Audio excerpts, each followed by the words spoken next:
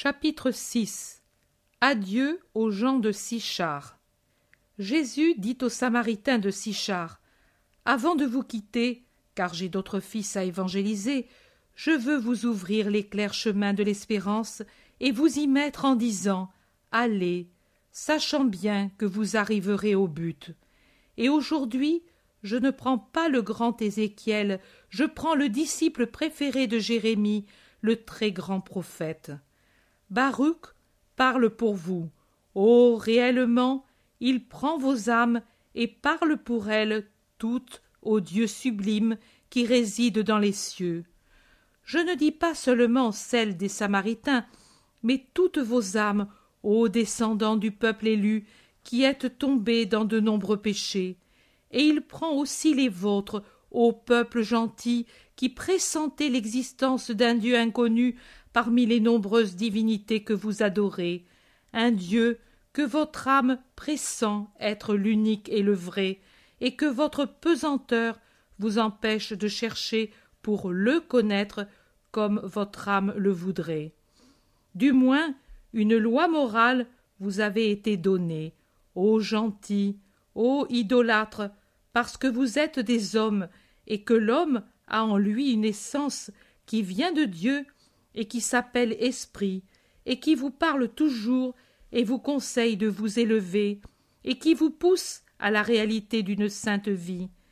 Et vous l'avez abaissé pour être l'esclave d'une chair vicieuse, brisant la loi morale humaine, celle que vous aviez, et devenant même humainement pécheur, rabaissant l'idée de vos croyances et vous-même au niveau d'une bestialité qui vous rend inférieur aux brutes.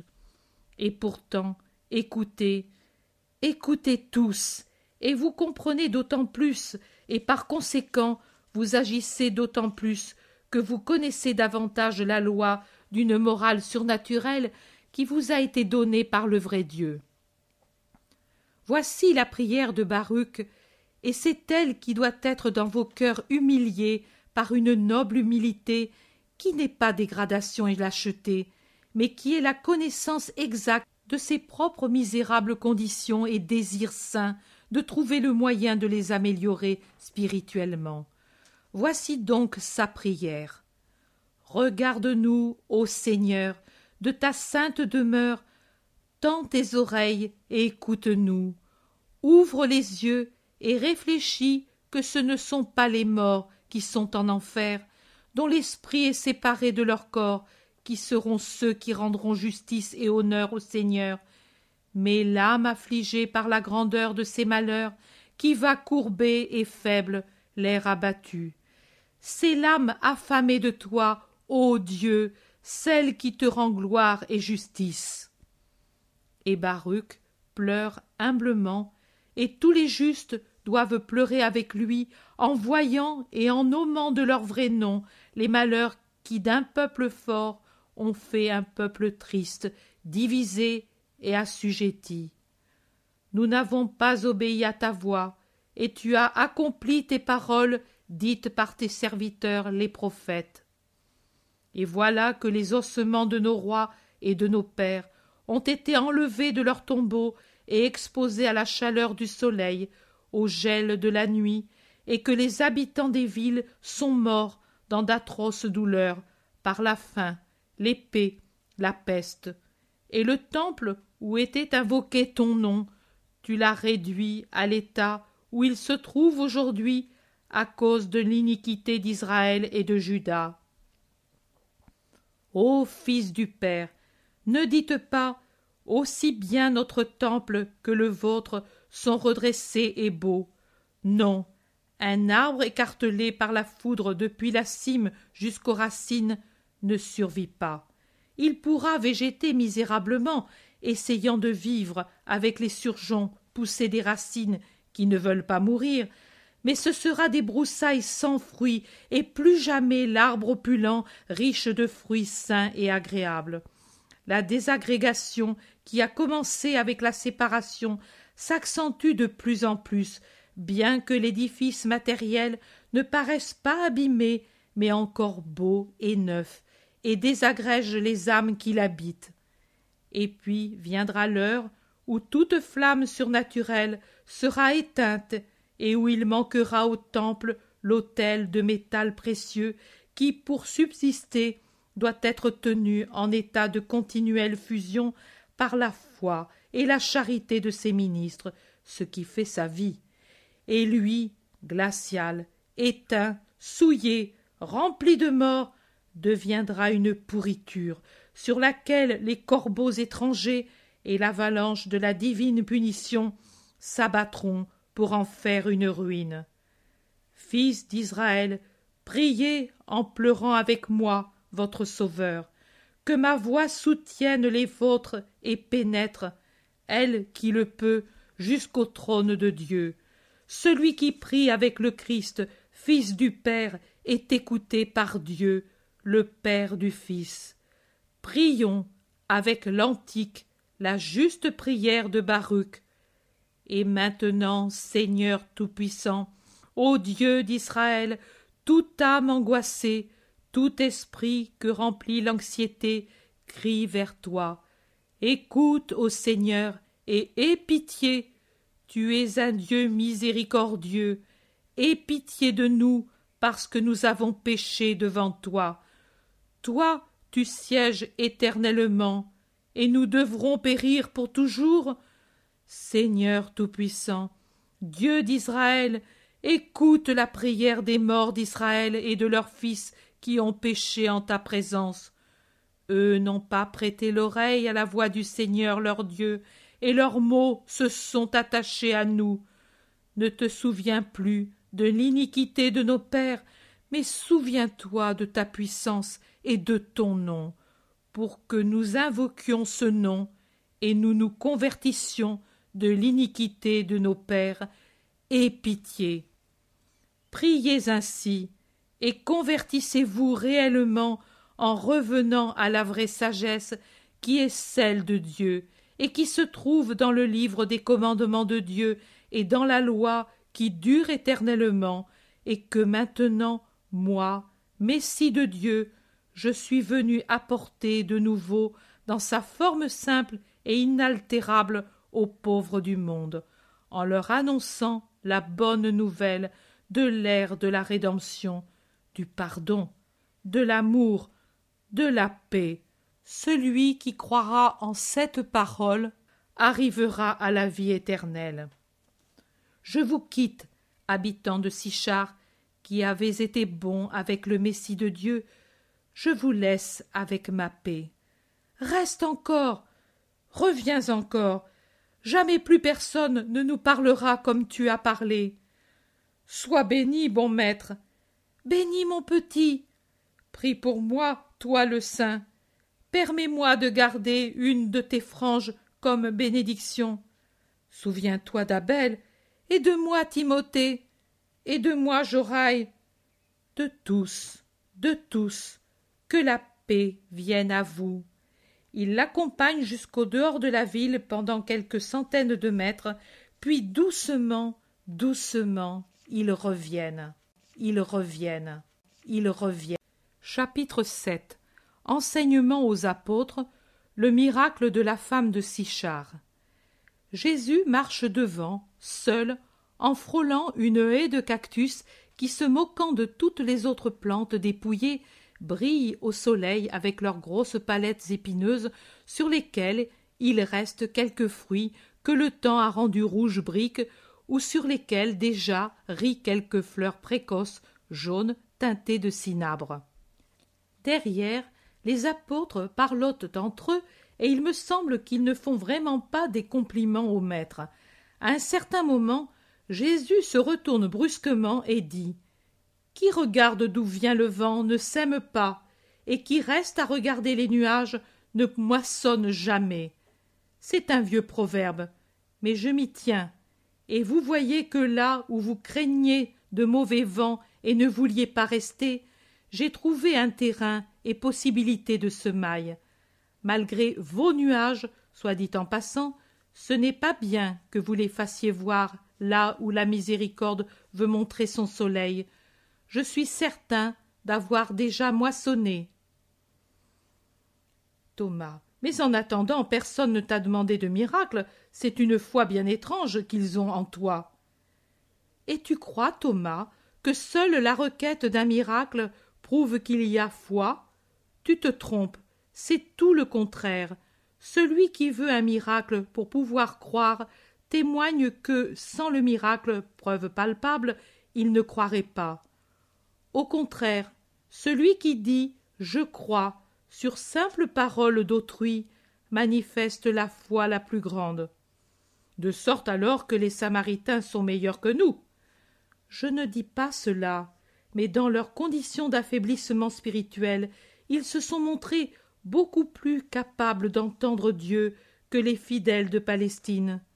Cela, vous le rencontrerez de nombreuses fois dans votre vie, et je vous en prie, souvenez-vous aussi de cet épisode pour savoir régler votre conduite sans préjugés à l'égard des âmes qui viendront à la foi du Christ. Jacques dit « Pourtant, pardonne-moi, Jésus, si je te le dis, il me semble qu'avec toute la haine qui te poursuit, il est nuisible pour toi de créer de nouvelles accusations. Si les membres du Sanhédrin savaient que tu as eu... Mais dis-le simplement, de l'amour, car c'est cela que j'ai eu, Jacques, et que j'ai encore. Et toi qui es mon cousin, tu peux comprendre que je ne puis avoir autre chose que de l'amour. Je t'ai montré que je n'ai qu'amour, même pour ceux qui m'étaient hostiles parmi ceux de mon sang et de mon pays. Et devrais-je, pour ceux-ci qui m'ont respecté sans me connaître, ne pas avoir d'amour? Les membres du Sanhédrin peuvent faire tout le mal qu'ils veulent, mais ce ne sera pas la perspective de ce mal à venir qui fermera les digues de mon amour omniprésent et tout opérant. Du reste, même si j'agissais autrement, je n'empêcherais pas le Sanhédrin de trouver dans sa haine des motifs d'accusation. Philippe dit « Mais toi, maître, tu perds ton temps en pays idolâtre, alors que l'on t'attend en tant d'endroits en Israël. Tu dis que toute heure doit être consacrée au Seigneur. Ne sont-ce pas là des heures perdues? Elle n'est pas perdue la journée employée à rassembler les brebis éparses. Elle n'est pas perdue, Philippe. Il est dit, il fait beaucoup d'offrandes, celui qui respecte la loi. Mais celui qui use de miséricorde offre un sacrifice. Il est dit, donne au Très-Haut en proportion de ce qu'il t'a donné, et offre avec joie selon tes moyens. C'est ce que je fais, ami, et ce n'est pas du temps perdu, celui du sacrifice. Je fais miséricorde et j'use des moyens que j'ai reçus en offrant mon travail à Dieu. Restez donc calme, et du reste, qui de vous exigeait une requête de miracle pour se persuader que les gens de Sichar croient en moi? Voici de quoi le contenter. Cet homme qui nous suit a sûrement quelque motif de le faire. Arrêtons-nous. En effet, un homme s'avance. Il paraît courbé sous une lourde charge qu'il porte en équilibre sur ses épaules. Il voit que le groupe s'arrête et il s'arrête lui aussi. Il veut nous faire du mal, il s'arrête parce qu'il voit que nous nous en sommes aperçus. Oh, ces Samaritains! En es-tu certain, Pierre? Oh, absolument. Alors, restez ici, moi je vais à sa rencontre. Pour cela, non, Seigneur, si tu y vas, je viens aussi. Alors, viens. Jésus va vers l'homme. Pierre trottine à son côté, curieux et hostile à la fois. Quand ils sont à quelques mètres l'un de l'autre, Jésus dit « Que veux-tu, homme? Qui cherches-tu? » « Toi. »« Et pourquoi ne m'as-tu pas cherché en ville? » »« Je n'osais pas. Si tu m'avais repoussé devant tout le monde, j'en aurais eu trop de douleur et de honte. Tu pouvais m'appeler dès que j'ai été seul avec les miens. J'espérais te rejoindre quand tu aurais été seul, comme Fotinaï. J'ai aussi un grand motif d'être seul avec toi. Que veux-tu? Que portes-tu sur tes épaules avec tant de peine? Ma femme, un esprit en a pris possession et en a fait un corps mort et une intelligence éteinte. Je dois la faire manger, l'habiller, la porter comme une petite. Elle a été prise ainsi, sans maladie. Il l'appelle la possédée. J'en souffre, je peine, et j'ai des dépenses. Regarde. » L'homme dépose sur le sol son fardeau de chairs inertes enveloppé dans un manteau comme dans un sac, et découvre un visage de femme encore jeune, mais qu'on pourrait croire morte si elle ne respirait pas. Les yeux clos, la bouche entr'ouverte, la physionomie d'une personne qui a rendu le dernier soupir. Jésus se penche sur la malheureuse couchée par terre. Il la regarde l'homme. « Tu crois que je puis ? Pourquoi le crois-tu ? Parce que tu es le Christ. Mais tu n'as rien vu qui le prouve. J'ai entendu ta parole, elle me suffit. Pierre, tu l'entends ? Que dis-tu que je doive faire maintenant, devant une foi aussi parfaite ? Mais, maître, toi, moi, mais en somme, fais-le, toi. Pierre est très gêné. Oui, je le fais. Homme, regarde. Jésus prend la femme par la main et commande. Quitte-la. Je le veux. Je le veux. Je le veux. La femme, jusqu'alors inerte, a une horrible convulsion, d'abord muette, et puis ce sont des cris et des lamentations qui se terminent par un grand cri, durant lequel elle ouvre les yeux, jusqu'alors fermés, se frottant les yeux, comme si elle s'éveillait d'un cauchemar. Puis elle se calme, et un peu abasourdie, regarde tout autour, dévisageant d'abord Jésus, l'inconnu qui lui sourit. Elle regarde la poussière du chemin sur lequel elle est allongée, une touffe d'herbe qui a poussé au bord du chemin et sur laquelle les têtes blanches rouges des pâquerettes sont comme des perles tout près de s'épanouir. Elle regarde la haie de cactus, le ciel si azuré, et puis elle tourne les yeux et voit son homme qui la regarde avec anxiété et observe attentivement tous ses mouvements. Elle sourit, et puis, avec la complète liberté qui lui est revenue, se dresse et se réfugie sur la poitrine du mari qui la caresse et l'embrasse en pleurant. « Comment ? Ici ? Pourquoi ? Quel est cet homme ? » ?»« C'est Jésus, le Messie. Tu étais malade, il t'a guéri. Dis-lui que tu l'aimes bien. »« Oh oui, merci. Mais qu'est-ce que j'avais ? Mes enfants. Simon, je ne me souviens pas d'hier, mais je me rappelle que j'ai des enfants. » Jésus parle. Il ne faut pas te rappeler hier. Souviens-toi toujours d'aujourd'hui et sois bonne.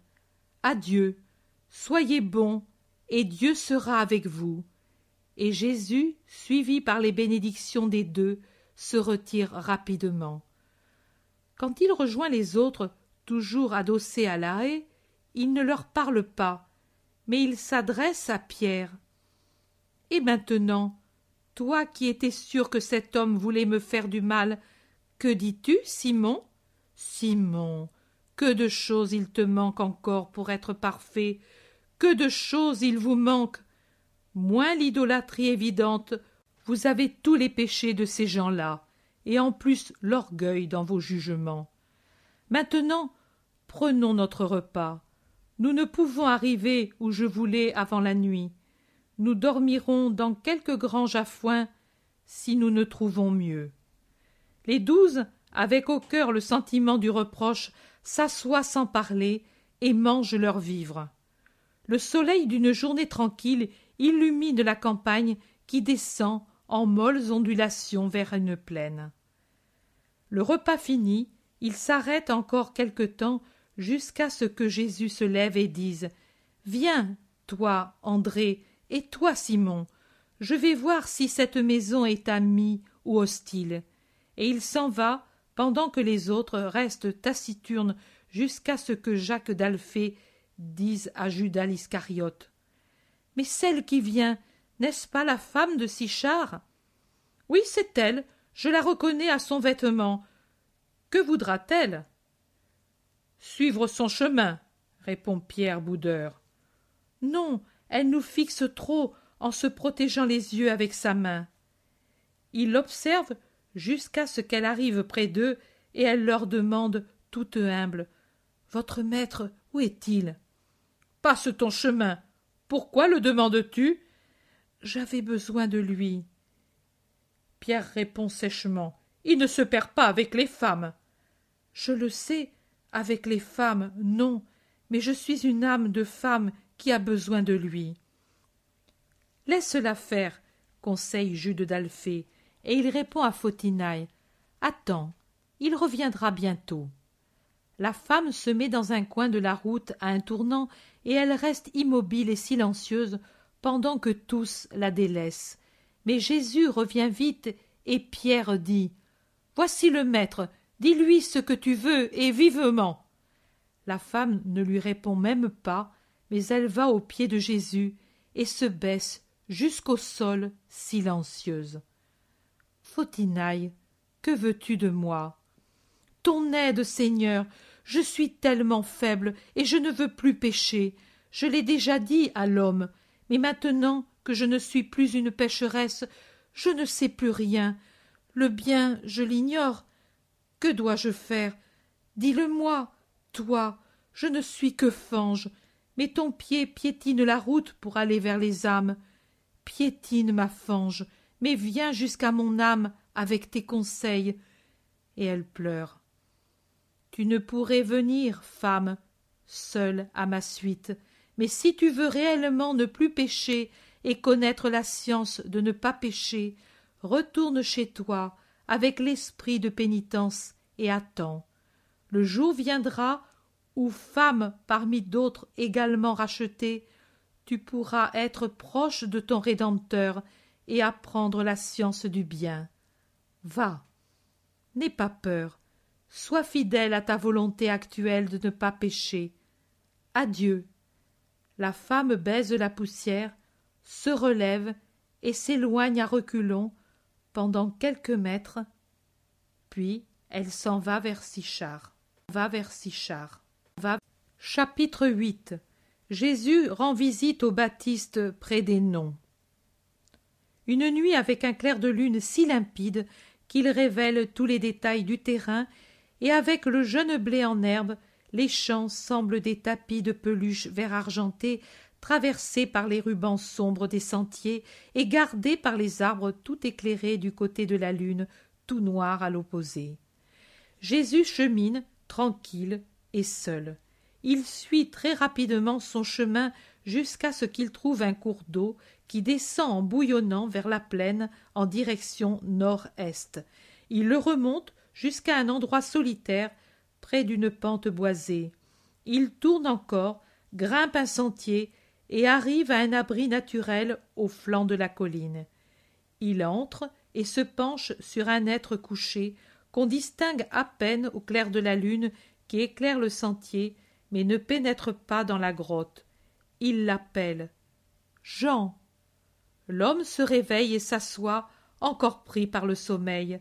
Mais vite, il comprend quel est celui qui l'appelle et se lève vivement, pour ensuite se prosterner à terre en disant « Comment se fait-il que mon Seigneur soit venu jusqu'à moi ?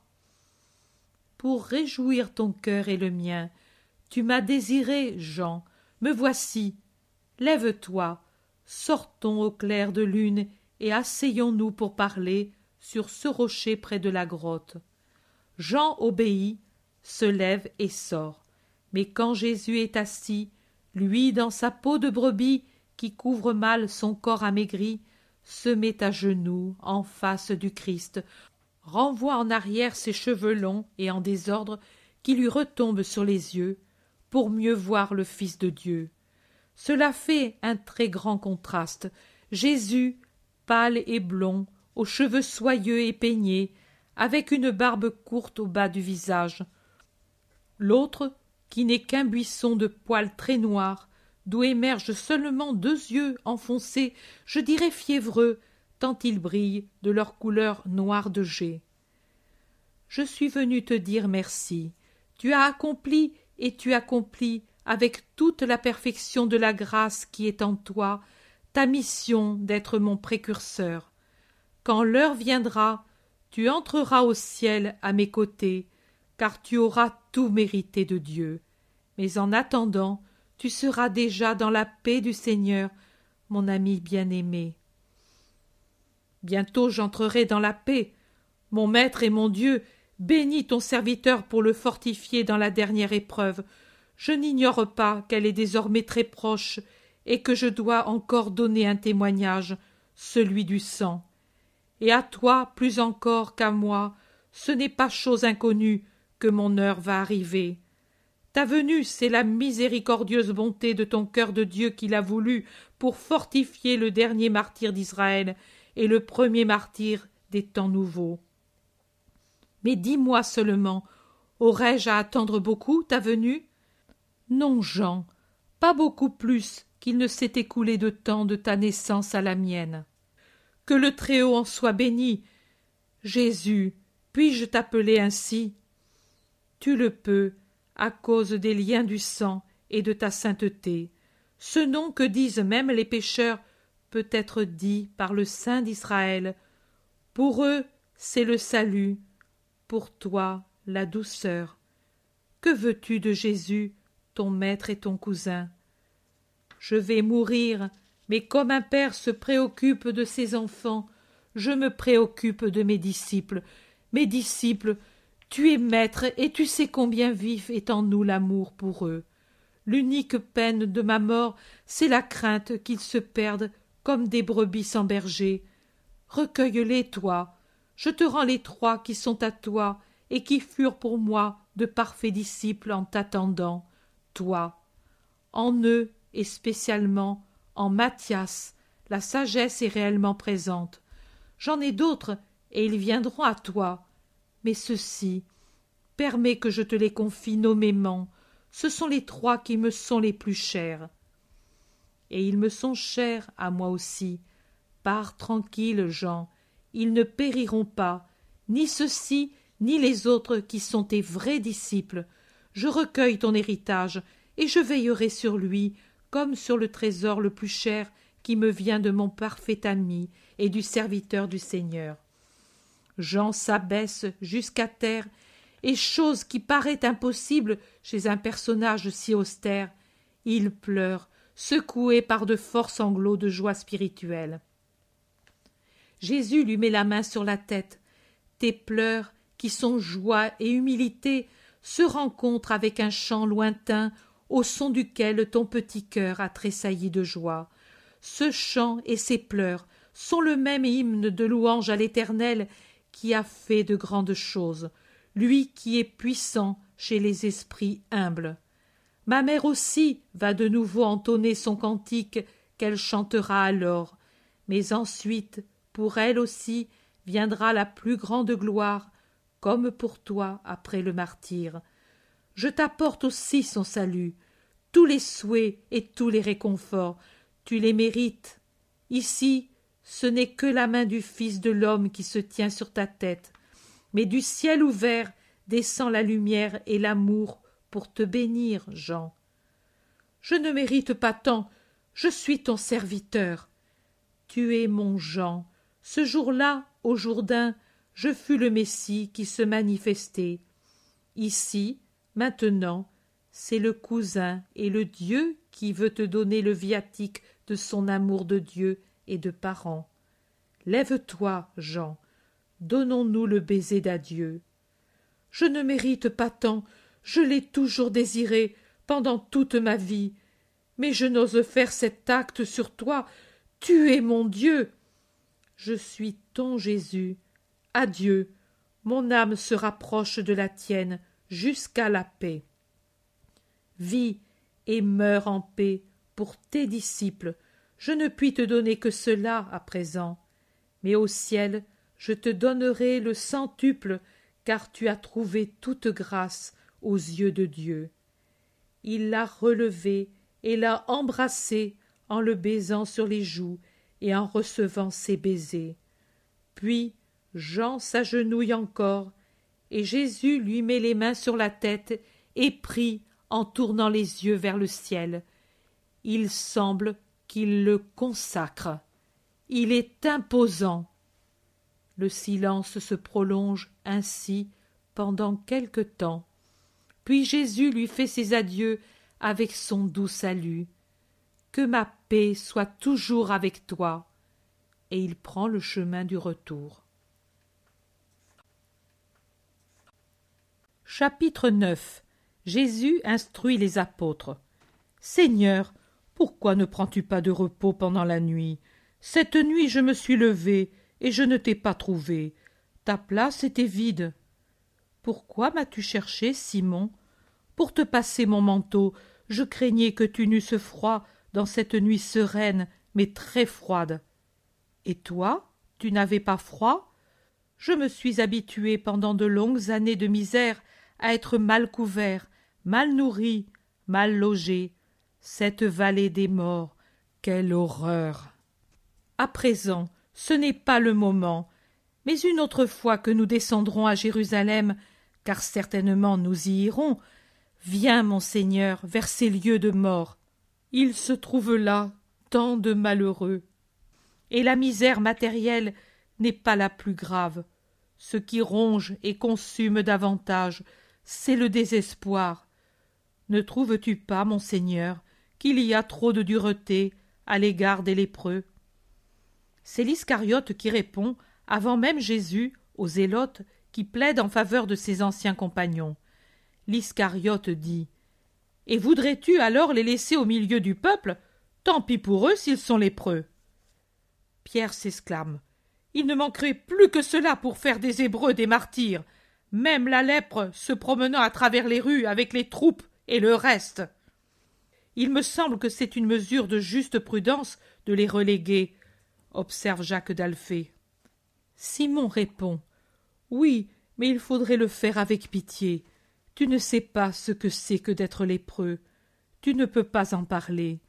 Pourquoi, s'il est juste d'avoir soin de nos corps, n'avons-nous pas la même justice pour les âmes des lépreux?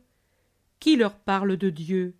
Et Dieu seul sait à quel point ils ont besoin de penser à un Dieu et à une paix dans cette atroce désolation qui est la leur. Simon, tu as raison, j'irai les voir, parce que c'est juste, et pour vous enseigner cette miséricorde. Jusqu'à présent, j'ai guéri les lépreux rencontrés par hasard. Jusqu'à ce moment, c'est-à-dire jusqu'à ce que j'ai été chassé de Juda, je me suis tourné vers les grands de Juda comme étant les plus éloignés et ayant le plus besoin d'être rachetés pour aider le Rédempteur. Maintenant, convaincu de l'inutilité de cette tentative, je l'abandonne. Ce n'est plus vers les grands, mais vers les plus petits, vers les misères d'Israël que je vais, et parmi elles il y aura les lépreux de la vallée des morts. Je ne décevrai pas la foi qu'ont en moi ceux qui ont été évangélisés par le lépreux reconnaissant. Comment sais-tu, Seigneur, que j'ai fait cela? Comme je sais ce que pensent de moi amis et ennemis dont je scrute le cœur. Pierre s'écrie: « Miséricorde, mais sais-tu exactement tout ce qui nous concerne, maître? » Oui, même que toi, et pas toi seul, tu voulais éloigner Fautinaille. Mais ne sais-tu pas qu'il ne t'est pas permis d'éloigner une âme du bien? Ne sais-tu pas que pour entrer dans un pays, il faut avoir une pitié toute empreinte de douceur, même pour ceux que la société qui n'est pas sainte, parce qu'elle n'est pas intimement unie à Dieu, juge et déclare indignes de pitié? Mais ne te trouble pas, parce que je le sais. Sois seulement peiné que ton cœur ait des mouvements que Dieu n'approuve pas, et efforce-toi de ne plus les avoir. Je vous l'ai dit, la première année est terminée. Au cours de la nouvelle, j'avancerai, et avec des formes nouvelles, sur ma route. Vous aussi devez progresser au cours de cette seconde année. Autrement, il serait inutile que je me fatigue à vous évangéliser et à vous surévangéliser, vous, mes futurs prêtres. Jean dit: Tu étais allé prier, maître. Tu nous as promis de nous enseigner tes prières. Le feras-tu cette année? Je le ferai, mais je veux vous enseigner à être bon. La bonté est déjà prière, mais je le ferai, Jean. L'Iscariote demande: Et est-ce que tu nous enseigneras aussi à faire des miracles cette année? Le miracle ne s'enseigne pas. Ce n'est pas un jeu d'amuseur. Le miracle vient de Dieu, l'obtient qui est en grâce près de Dieu. Si vous apprenez à être bon, vous aurez la grâce et obtiendrez le miracle. Mais tu ne réponds jamais à notre question. Simon te l'a posée, ainsi que Jean, et tu ne nous as jamais dit où tu es allé cette nuit. Sortir ainsi, seul, en pays païen, ce peut être dangereux. Je suis allé faire plaisir à une âme droite, et puisqu'il doit mourir, pour recueillir son héritage. Oui, il était si important? Très important, Pierre, et de grande valeur, le fruit du travail d'un vrai juste. Mais je n'ai rien vu de plus dans ton sac. Ce sont peut-être des bijoux que tu as sur ton sein. Oui, ce sont des joyaux très chers à mon cœur. Montre-les-nous, Seigneur. Je les aurai après la mort de celui qui doit mourir. Pour l'heure, ils servent à lui et à moi en les laissant où ils sont. Il les a placés à intérêt. Mais crois-tu que tout ce qui a de la valeur soit de l'argent? C'est la chose la plus inutile et dégoûtante qui existe sur la terre. Il ne sert que pour les choses matérielles, le péché et l'enfer. Rarement l'homme s'en sert pour le bien. Alors, si ce n'est pas de l'argent, qu'est-ce? 3 disciples formés par un saint. Tu as été près du Baptiste. Oh, mais pourquoi? Pourquoi? Vous m'avez toujours, et vous tous, vous valez moins qu'un ongle du prophète. N'était-il pas juste que j'aille vers le saint d'Israël lui porter la bénédiction de Dieu pour le fortifier dans son martyre? Mais s'il est saint, il n'a pas besoin de réconfort, il se suffit. Un jour viendra où mes saints seront conduits devant les juges et à la mort. Ils seront saints, ils seront en grâce avec Dieu, ils seront fortifiés par la foi, l'espérance et la charité. Et pourtant, j'entends déjà leur cri, le cri de leur esprit: Seigneur, aide-nous à cette heure. Ce n'est que par mon aide que mes saints seront forts dans les persécutions. Barthélemy dit: Mais nous ne serons pas cela, n'est-ce pas, parce que moi, je ne suis vraiment pas capable de souffrir. C'est vrai, tu n'es pas capable de souffrir, mais toi, Barthélemy, tu n'es pas encore baptisé. Mais si, je le suis. Dans l'eau.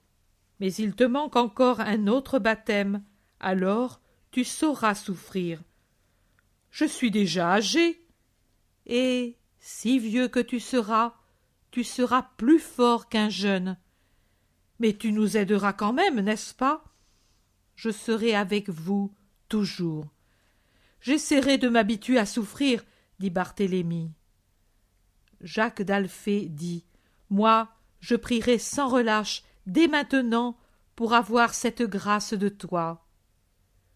Je suis âgé et je ne demande que de te précéder et d'entrer avec toi dans la paix, dit Simon le Zélote. Jude Thaddée dit: Moi, je ne sais ce que je voudrais, mourir avant toi ou mourir en même temps que toi. Moi, j'aurai de la peine si je te survis, mais je me consolerai en te prêchant au peuple, professe l'Iscariote. Moi, je pense comme ton cousin, dit Thomas. Jacques de Zébédée dit: Moi, au contraire, comme Simon le Zélote. Et toi, Philippe? Mais je dis que je ne veux pas y penser. L'Éternel me donnera ce qui est le mieux, répond celui-ci. André s'exclame: Oh, mais taisez-vous, il semble que le maître doive mourir bientôt. Ne me faites pas penser à sa mort. Tu as bien parlé, mon frère. Tu es jeune et en bonne santé, Jésus. Tu dois nous enterrer tous, nous plus âgés que toi.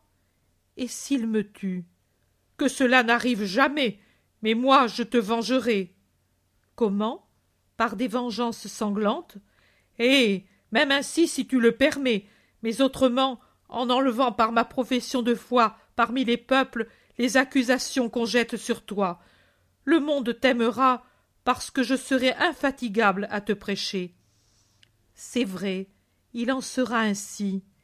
Et toi, Jean? Et toi, Matthieu? Moi, je dois souffrir et attendre d'avoir avec beaucoup de peine lavé mon esprit, dit Matthieu. Jean dit: Et moi, je ne sais pas, je voudrais mourir tout de suite pour ne pas te voir souffrir. Je voudrais être à côté de toi pour consoler ton agonie. Je voudrais vivre longtemps pour te servir longtemps. Je voudrais mourir avec toi pour entrer avec toi au ciel. Je voudrais tout parce que je t'aime, et je pense que moi, le plus petit parmi mes frères, je pourrais tout cela si je sais t'aimer à la perfection. Jésus, augmente ton amour. Tu voudrais dire augmente mon amour, explique l'Iscariote, parce que c'est nous qui devons aimer toujours plus. Non, je dis augmente ton amour, parce que nous l'aimerons davantage s'il nous brûle de son amour. Jésus attire près de lui le pur et passionné Jean. Il le baise au front en disant ensuite: Tu as révélé un mystère de Dieu sur la sanctification des cœurs. Dieu se répand sur les justes, et plus il se livre à son amour, plus lui l'augmente, et plus la sainteté grandit. C'est la mystérieuse et ineffable opération de Dieu et des esprits. Il s'accomplit dans les silences mystiques, et sa puissance, que les mots humains ne peuvent décrire, crée d'indescriptibles chefs-d'œuvre de sainteté. Ce n'est pas une erreur, mais une parole sage que de demander que Dieu augmente son amour dans un cœur, dans un cœur, dans un cœur. Chapitre 10. Jésus à Nazareth. Fils, je viendrai avec toi. Jésus est seul. Il marche rapidement sur la grande route proche de Nazareth, et il entre dans la ville en se dirigeant vers la maison. Quand il en est proche, il voit la mère qui, de son côté, va à la maison avec, à côté d'elle, son neveu Simon chargé de bois sec.